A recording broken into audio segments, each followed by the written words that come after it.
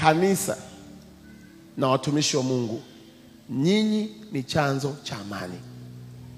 Sisi wanasiasa na viongozi, ninaomba mjue tunapaswa tuwakimbilie nyinyi kupata msaada wa kimungu. Haipaswi viongozi wa dini wawakimbilie wanasiasa.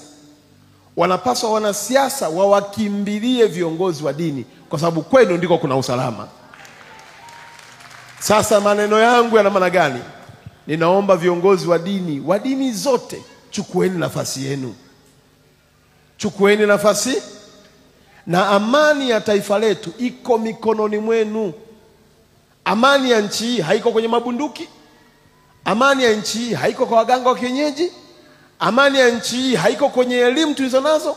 Amani ya taifa la Tanzania iko mikononi mwa watumishi wa Mungu. Na mimi sio nabii wala sio mtume, sio mwalimu wala mwinjilisti. Nawaambia leo viongozi wa dini, amani hii naikabidhi mikononi mwenu kwa niaba ya kuhani wa taifa hili.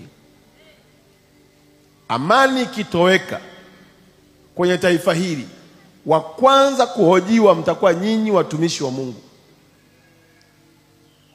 Angalieni Yusufu, kwa ukaa kwake gerezani ilibidi atolewe, akamtafasiria ndoto mfalme jinsi ya taifa lake litakavyokuwa na chakula na namna ya kuhifadhi chakula kitakapokwisha.